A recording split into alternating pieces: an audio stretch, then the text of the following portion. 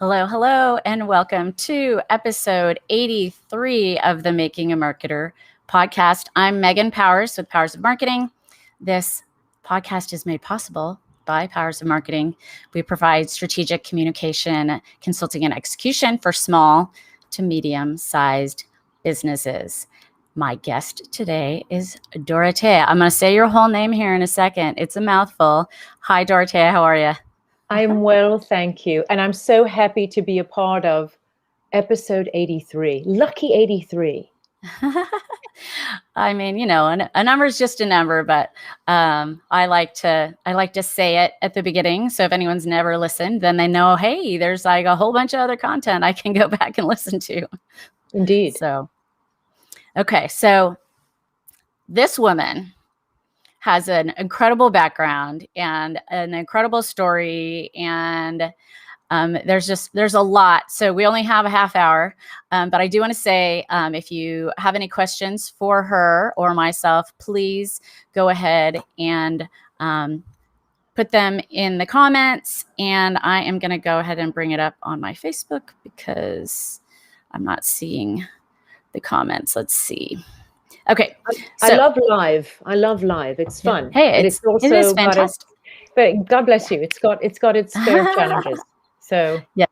Okay. No, we're good. We are good. Okay. So Dorothea Bozicolona-Volpe was born in New York City to French and Italian parents. Her father's passing caused her family to move to Europe, where she became somewhat of a nomad. She's lived in Italy, France, Germany, Japan, Sweden, the Netherlands, and the UK. She is a strategic digital marketing executive who is fluent in 4 languages and specializes in developing business through digital, influencer, and social media marketing for the world's most memorable brands. She teaches marketers and business leaders how to increase value and develop strong relationships between brands and fans. There are 4 distinct areas of her business: e-commerce, employer and personal branding, enterprise social networking, and marketing strategy. She's an avid skateboarder who tweets to relax. And if you look behind her, you will see those are skateboards on her wall behind her.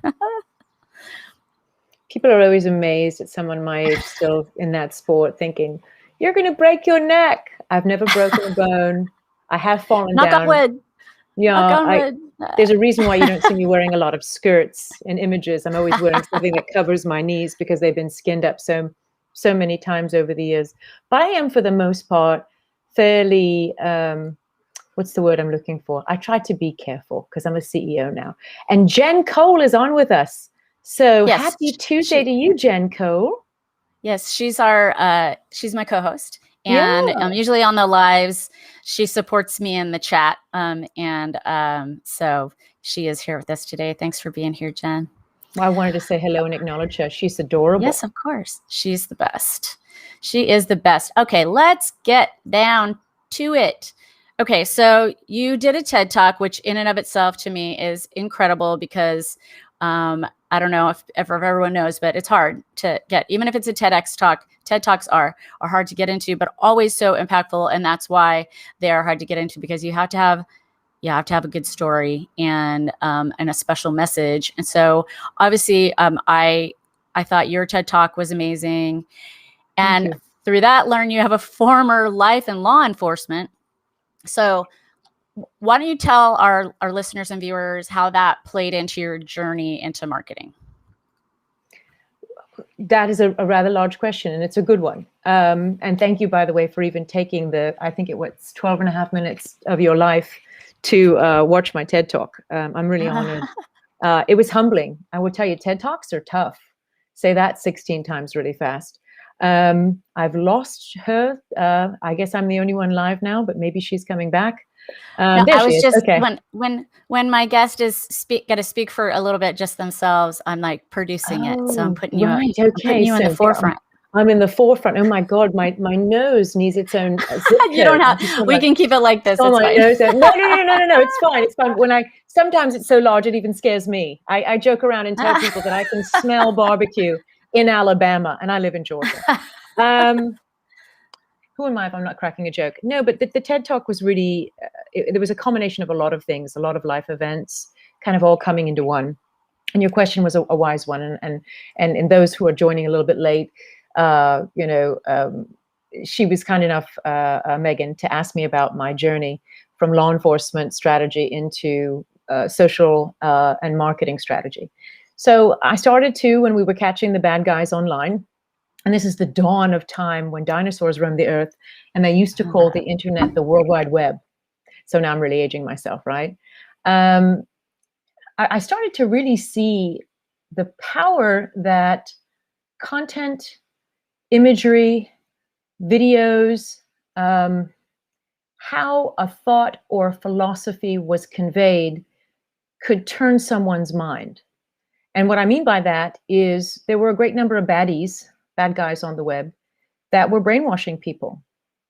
Think about Al-Qaeda, Daesh, ISIS, recruiting people. There were drugs being sold on the black market and being able to track that.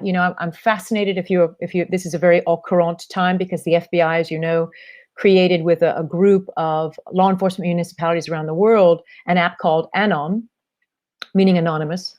And they caught a bunch of drug dealers and bad guys and human trafficking people in the last 24 hours, thanks to that. So that was my prior life in my 20s. I used to say to people that, I liked every aspect of my job except for getting shot at and things blowing up around me. I can't imagine why. that was a fun, it's a very, people who get into law enforcement, and it saddens me, when I see a lot of things that are deleterious to the police because, for the most part, they're good people. For the most part, law enforcement people are wonderful people, and they really want to protect and serve. And there's a small percentage of people who are unkind, and it just saddens me because I come from that world. And so I started seeing this stuff online, and I thought, well, goodness me, if I can understand, heuristically what they're doing, surely I could figure out a way to create a banner ad to get a housewife to download a coupon. And I say that kind of half jokingly, but you kind of know what the late 90s were. It was all Yahoo, AOL, clicking the banner ad so it would go away so you could actually get to the content that you wanted to read, whether it was your Hotmail account or a Yahoo account. Raise your hand, by the way, if you're one of Megan's listeners and you still have a Yahoo account. I do. Yeah, I know. I do. It's sad, but true, right?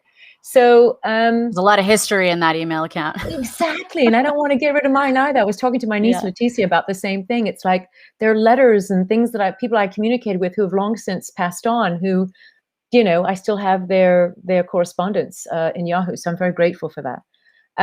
But yeah, I started to see the power of the internet. And, it's interesting that we're meeting today because you know whose birthday it is today? Tim Berners-Lee, the godfather of the World Wide Web. Remember, this was he was working in Switzerland, in Bern, and it was part of his PhD project. And he created this great, cool messaging system that we now know today as the internet. So amazing. Sir Tim Berners-Lee, happy birthday. We should all toast him. All I have is San Pellegrino because it's still office hours here. So yeah, thank you, Tim. So yeah, I figured, it took some time. It wasn't overnight. It was little projects here and there, what Gary Vaynerchuk likes to refer to as a side hustle, right? I was doing side hustling, and back then we called it moonlighting here and there for brands. And then finally launched my company in 2004. We're 17 years old this year. You're at 83 episodes. I'm at 17 years, which means, I can drink, but I can't really drink and drive. I can still get in a few accidents, bump into things, Still have to call my parents to get into some movies. So there's that. Yeah. Anyway, so that's my story. I'm sticking to it, all right, as they say. Okay, so switching gears a little bit. So, and I will have a link to your TED Talk in the show notes. So for anyone who's listening or watching, you'll be able to access that. You lost your partner to non-Hodgkin's lymphoma, and that changed your life, and obviously, but in a few different ways. What would you say are the biggest impacts that had on your career? I think, and thank you for acknowledging that, and you're very kind. I think that it caused me to get out of my bubble. We've all been kind of in a bubble lately, and I've been thinking about this, meditating on the fact that sometimes it takes something like a pandemic for people to reconnect and heal and, converse and recommunicate. There are several things. If I had to boil it down to just a few, one would be I was very used to a certain way of life. I mean, a lot of the people that are watching this, probably if they have a partner or a wife or husband or what have you, you get used to certain things. And sometimes, in this case, I moved here to Atlanta for him. My entire safety net and friend group, my whole community, this is offline, were his friends, were his family. I didn't have anyone here. And one of the things I think that it taught me to do was to get out of my bubble, to get out of my shell, and really reconnect with people that I thought that I loved and respected, that I just wanted to spend time with because their energy was a good energy and it was the right thing for me. It happened when I was young, as you will see in the TED Talk, and you probably warn your audiences here that it is something that you do want to maybe carry some tissue to, some Kleenex to, because it's a little difficult to watch in parts. But I really had to reinvent myself in a way. A lot of the doors were closed to me because here I had this sort of role in law enforcement and just was traveling all over the place. And when I had time with him, I was just with him. And then I had to reinvent, who I was socially. And if you think about it, there was no Facebook in 1999. There was no, you had AOL and I had electronic bulletin boards that I was very, Yahoo, I was very active on for my work, but not so much for my personal life. And I think I really took to gaming. I was on World of Warcraft for a long time. It's a great way to gain weight, by the way, just sitting and gaming and eating in your morning. I strongly do not recommend it. But when all these doors were sort of closing in on me, I learned that I had to create my own, I had to create my own door that I could walk through and that I could create my own new life. And I think that's really when I started to understand the power of personal branding, because, I went through this not so great situation, in which, by the way, I wouldn't wish on anyone.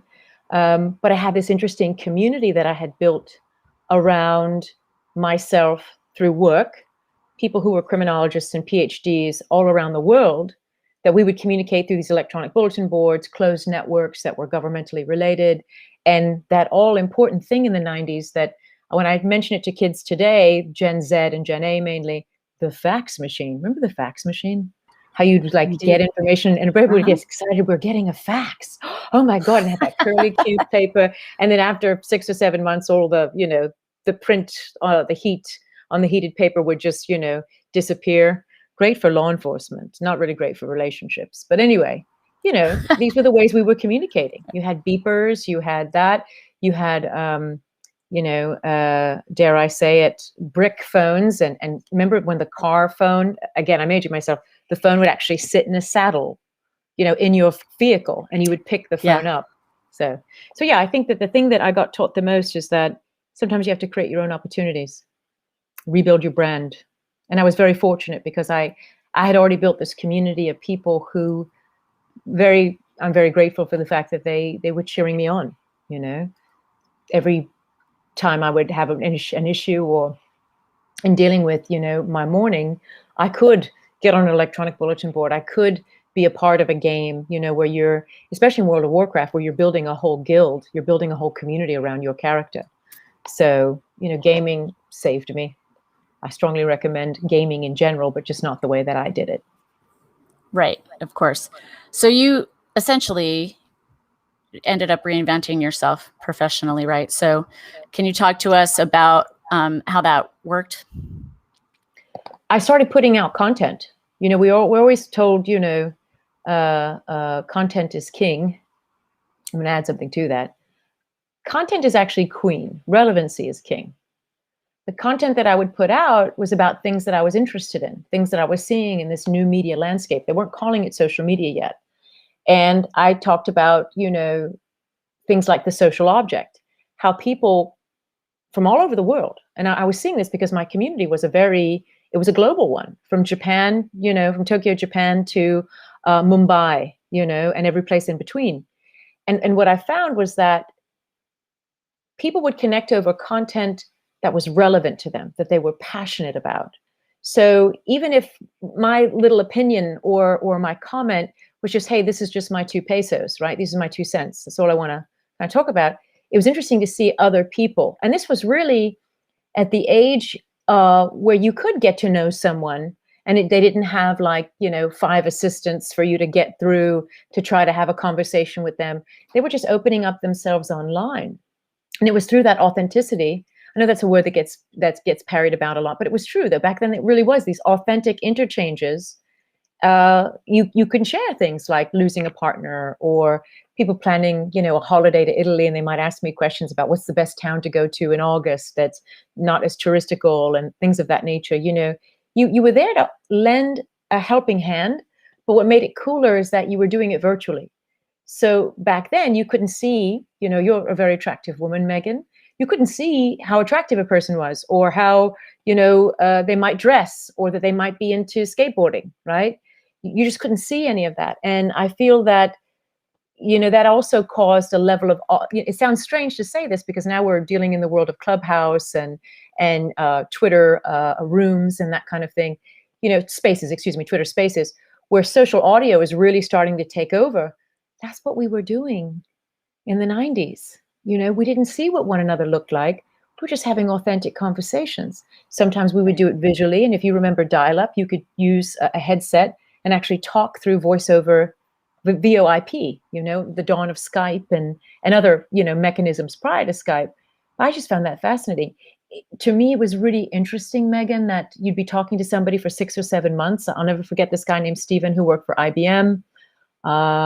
Very smart guy. He helped launch the Vodafone deal in Africa. And I found that to be this thing that he was working on was so fascinating. And from a crime stopping perspective, the company I was working for was engaging with he and the IBM team because we were looking at tracking systems that could sit on a mobile phone. Crazy, I know, but true, right? How things are getting pinged and so on and so forth. Because again, we wanted to catch the bad guys. I remember talking to him forever. And I had a vision of him that he looked like Paul Newman. I was so excited because he had this voice and, he was in Bath, England, and he had this beautiful kind of professorial way of sounding on the phone, these deep resonating Shakespearean tones to his voice. And I just had this whole picture that he was going to be like, Paul Newman-esque, but he talked like Christopher Hitchens. He was so bright. And I finally got on a call with Stephen, and I'll never forget, he was a bald guy with brown hair, like me, just simple looking and just, and I just thought to myself, oh, okay, so that's not really the person that I imagined, but he's still attractive and lovely in his own way. I was just, the things that you do when you hear someone's voice, you kind of conjure up. I'm sure, back in the early days when I would talk to people, like, oh, I bet she's blonde and she's just an English rose, and they don't realize that I learned English from English nuns, English-speaking nuns, and nuns from South Africa. So I have a bit of an accent, but che parlo italiano e francese as well. So, it's just funny to me. I look very Italian, but I'm told I sound very continental. But anyway, social audio. So some of your words, I'm like, wait, that totally sounded American. And then everything else sounds British. And then you'll throw something. Yeah, so you are. It's awesome. I'm an amalgamation of every place I've ever lived and anybody who's ever mentored or taught me. And I always tell people that. And I'm grateful for it. I don't have a problem with it. But I think that social audio, it's like, it sounds crazy when I say this, but please understand where I came from. The dawn of the World Wide Web. So now it's sort of, I feel like, come full circle. And this whole idea behind, podcasting, which it's not anything new. They did it in the early 2000s. I remember when Chris Brogan had his first podcast, and Aaron Strout and Jen Fighter from CNET. And I would love to listen to their podcast. I met a ton of people that way back in the early days of what we now call social media. And back then they called it new media. But I just find it fascinating that here social audio has made a complete, thanks to Clubhouse and others, has made a complete swing in the other direction. Yeah, it's like a conference call on steroids is what have been That's a calling great it. way to put it. That's a great way to put it. No, I think you totally get it, Megan. Yeah. That's interesting. So, you were putting out content, and then you started to just meet people and get clients, right? So you became a marketing strategist. Obviously, you worked for some of the some major brands and celebrities: Coca-Cola, L'Oreal, Ryan Seacrest, Georgia Pacific, the Weather Channel. We have a friend associated with the Weather Channel. Tell us a little bit about that and that experience, and kind of if you have a specific. I know we talked about a specific client that you wanted to tell that story about. So I don't know if you ended up getting permission or. Yeah, what I can say is that these clients really came to me through these new media channels. Being an early adopter of LinkedIn obviously helped, but I will also say, my journey was not something. I'm not an overnight success. People always see, somebody like a Christina Aguilera, and they think, oh, she's an overnight success. She was singing for years before she was given a showcase in front of major record labels in her late teens, early 20s, I believe. It was really working for some really great clients who also mentored me, who said, okay, so you're going to apply this framework of sociotechnography on our brand, and we make sparkling drinks. So this is how we do it here, right? And then it was great because they had agencies of record that I had the opportunity to, to interact with on a daily basis in some cases for some projects. And a lot of it was just, dare I say it, what we learned when we were kids. You have 2 eyes, 2 ears, and 1 mouth. Use them accordingly. Just shutting up and listening and learning. So at the beginning of my business was a lot of, yeah, I'm an ideas person, and yeah, I'm into strategy, but I have to really sit and listen and understand, the journey of that specific brand and also what they're trying to achieve, and then take that goal that they have, right? That goal, and sort of map a roadmap back to where we're standing at that very moment. I had the opportunity in 2010 to speak at a conference. So this was another way that I got business. And I think I still do to some degree when we all go back and start speaking beyond virtually, right? I also think that there's something to be said about, not to be deleterious to video conferencing, because it works, it's what we have. But I do long for the days where we can actually be in a room with someone and feel their energy. I was actually talking to somebody about that yesterday, a really cool lady who runs her own social and influencer agency in Brooklyn, New York. And what I'll say is I had a chance to speak about social visual communication, a term, by the way, that I didn't come up with. A woman named Toby Bloomberg did in an American Marketing Association event. And I asked her if I could use it, because I really wanted to talk in 2010, remember this is 11 years ago, about this thing called Instagram and this the other platform called Pinterest. And I was sharing with brands that, if you think back 11 years ago, Megan, remember the infographic? Like that was the year. Everything was about the infographic, explaining to you how to, open up your new Apple iPhone, or how to deal with headache pain if you were Bayer, or how many people, in a certain, geographic or demographic area, were Republican and conservative versus Democrat and liberal. Infographics were utilized to really describe a lot of things. And I basically said, I remember getting on stage, and it was a keynote, and I said something along the lines, be mindful, they're all people like you. They're all chief marketing officers. They're all SVPs of brand. They're all brand executives. And it was about 2,000 or so people. I remember it was the Palace Hotel in San Francisco, California. And I'll never forget, it was the first ever social media data and analytics conference. And that's how it was billed. And I came out and I said, okay, so how many of you have downloaded a case study and read it from beginning to end? Raise your hand. And I think I said in the last month, no hands went up. And then I said, how many of you have read an infographic or watched a video on YouTube to learn something new or to learn a do-it-yourself project? Raise your hand. Every hand went up. And at the very end of my talk, when I was showing them that, hey, a picture is worth 1,000 words, so said Arthur Brisbane, the famous, that, by the way, that is his quote. He's a famous newspaper owner and editor in New Zealand and Australia. I said, a video, an infographic could be worth $1 million to your business. And then that's when I got calls from Capital One, and they became a client, and then L'Oreal. And what I'll say is that it was really interesting because I never thought my life would come full circle. I had the opportunity at L'Oreal to work on a skin cancer prevention IoT product. And, had that existed when George was alive, the melanoma that he had that was on his lymph node, we could have, maybe in some way, shape, or form deterred him from getting the second cancer. So my life, I always tell people it's kind of come full circle in that regard as well, because being able to be part of a team to not only create a brand, but a product, and also be able to say, hey, I helped, this brand and this team market that to help people, to prevent people from getting skin cancer. That was a lot for me. It was great. It was literally like, dare I say it, living my mission, Yeah, that's awesome. Can you share how it got delivered at that event? Yeah. You mean delivered in general or the Coachella? Oh, yeah. So I had this idea.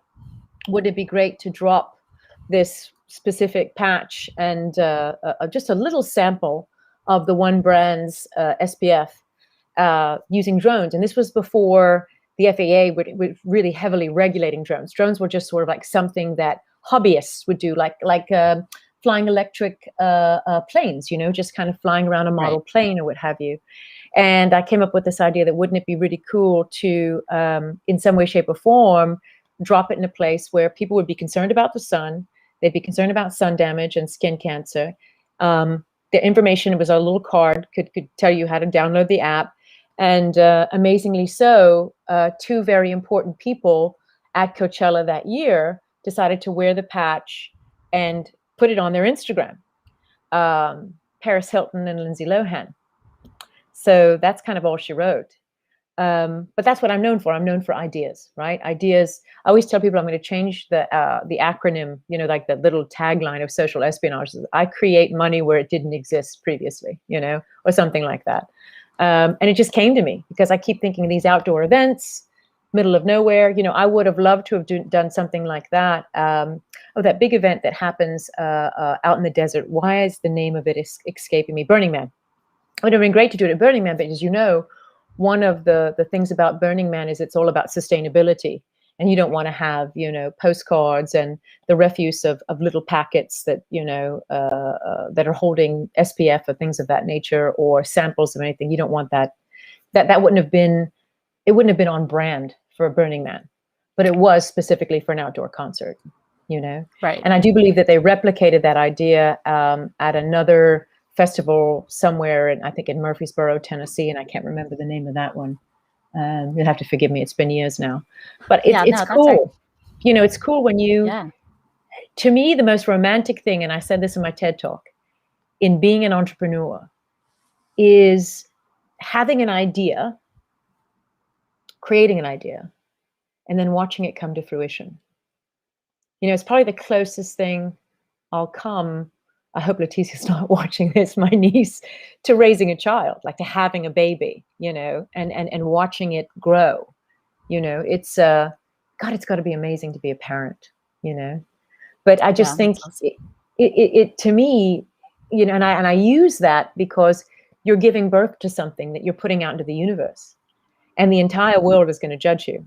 I mean, when was the last time, you went out with your kid and then, to a birthday party or what have you? I know I'm talking pre-COVID times, but we'll be getting back to that soon. I'm sure that, and you want to make sure that your son or daughter is on their best behavior and that they're acting right in public. You think, oh God, I'm being judged and that kind of thing. And I just find it really interesting, So that innovation, Jen is comparing you to Duncan Wardle. So I don't know if you know who he is, but he's, I mentioned him to you the other day. Yeah, he used to, you should tell the audiences because some people who are going to be watching this only know me, right? They don't know. Yeah, well, he's been a guest on the show. So the listeners of the show know Duncan. And actually, in marketing circles, I think He used to be the head of innovation and creativity for Disney. So we are coming close to, we're actually at time. We'll go over a little bit. I have one more question for you, and then I'm going to ask you for your book recommendations. Welcome to those of you who are watching us live. If you're listening on the replay or watching on the replay or listening on the podcast, thank you so much. My final question for you is a big one. What do you think the world of marketing is headed? What's next? Wow, I think we're very inundated right now. I think that's one thing that came out of, these last couple of years. It's predominantly, I feel driven by COVID. You had a lot of news coming at you. You had a lot of political messaging and uncertainty in the marketplace, which I think caused a lot of people anxiety. If it's okay, I'd like to use Naomi Osaka as an example. So here, Naomi, really brought to light the idea that athletes aren't just the skill that they have on the court or as an Olympian, they are also human beings and their mental health counts. I think what we're going to see is really a rise of conscious marketing. We saw it already with the Black Lives Matter last year, if you remember correctly. Brands were actually tripping over themselves to show how much they embrace communities of color. Procter & Gamble had some really cool ads. I remember Unilever doing something for Dove. How cool is it that now, for the first time since I've been in marketing, right, 17 years, I'm starting to see ads that reflect my friends. Every shade, I'm a global gal, to coin a phrase. So I have friends in just about every hemisphere. It's really nice to watch an ad where I see a woman who's shaped like me and doesn't, look like a teenager dressed up as an adult woman, which was very popular for a very long time in advertising, if you remember correctly. And I feel that a lot of women were misrepresented. To me, I think it's great, and I'd like to see it continue. So when you ask what do I think is that the next sort of iteration or evolution of marketing, I think that you're going to see more brands taking on causes. You already see large brands like L'Oreal has their own foundation. You see a lot of celebrities have their own foundations that give to what they consider their sort of pet projects. In some cases, it has to do with, children's hospitals. In other cases, it might be childhood cancer. Or in the case of, some brands, it might be a different type of adult cancer or just literacy. So if anything came out of the last couple of years between, the protest movement, which I hope it continues, right, to, what happened during, COVID. And by the way, we're still in a pandemic. We haven't gotten out of it yet. Let me reiterate that to your audience, because I think there are brands who are still kind of struggling with, bless them, how they're bringing their employees back. Facebook got dinged in the news recently because they want everybody to come back on campus. A lot of brands are now kind of reconsidering, that hybrid model. If anything comes out of this, and I really hope this is the evolution, is that we become more human. We become more human, more empathetic. There you go. There's my wouldn't prediction. that be lovely? That more empathetic toward the customer, more empathetic toward the employee, more human in general. If that's all, because I think the word authenticity is kind of overused, But I'm happy to take any questions that you have. I know we've run over by a couple of minutes. So we I don't have any questions from the audience, but Jen does love your story. Thank you, Jen. We like to ask our guests if they have any business book recommendations, and I know you have 2, maybe 3. Yes, I do. I want to start with Tim Ash's book, Unleash Your Primal Brain. It's a really cool book. It's really kind of gets at sort of why we do what we do, as humans. And it links archaeologically back to, who we were as primates. Mark Schaefer, it's a bit of an older book. He's got a new book out called Cumulative Advantage. But I'm a huge fan of his book, Marketing Rebellion. If you go to my Facebook, there's probably a picture of me or two with this book. It's great. One of the things he's been on the show. He's Has also been he? on the show. He's great. Yeah. Yeah. He really in that book tackles, the human side of brands, talking about that and emoting. And then finally, of course, I've had to save the best for last, and I'm hoping that I can get these two to come and join you one day for the powers, making a marketer and the powers of marketing. And that is Alexandra Jameson and Bob Gower. They do a really good job in radical alignment, and take what they do really is they kind of take the best ways that you can possibly, and help you understand the best ways to possibly communicate, both in a business atmosphere as well as in your personal life. So think of this as sort of a playbook for both your professional and personal life. And I think I'm reading it again for the second time. How to have game-changing conversations that will transform your business and your life. And their framework is really unique because both of them come at it from very interesting business backgrounds. And the funny thing is that they're a couple. They're married now. And Alex has been a friend and now client for several years. And she's just lovely. So yeah, they got a bonus today. They didn't get just one. They got 3 from me. But all of them are good. All of them are good. And I strongly recommend them. Yeah. So again, Fantastic. This has been an absolute honor for me. So thank you. I cannot thank you enough. Absolutely. Well, thank you so much for coming on. Your story is super interesting, and we know you have many more a brand to help, I'm sure, in your future. I want to thank everyone for watching, for listening. Thank you, Jen, for being in the chat. And those of you who watch on the replay, thank you so much. All right, friends, we have one more episode. Melissa Majors, she's on our final episode of season 4, and she's incredible. She talks about using inclusion as a business advantage, and she has a new book out. And so I cannot wait for our listeners to get to know her. She's such a gem. So thank you, Dorothea. Thank you. I'm taking a quick image of the two of us so that I can post it and explain to my audiences how much fun I had this afternoon. Yay. All right, friends. Thanks so much for listening to episode 83 of Making a Marketer, and we will catch you next time.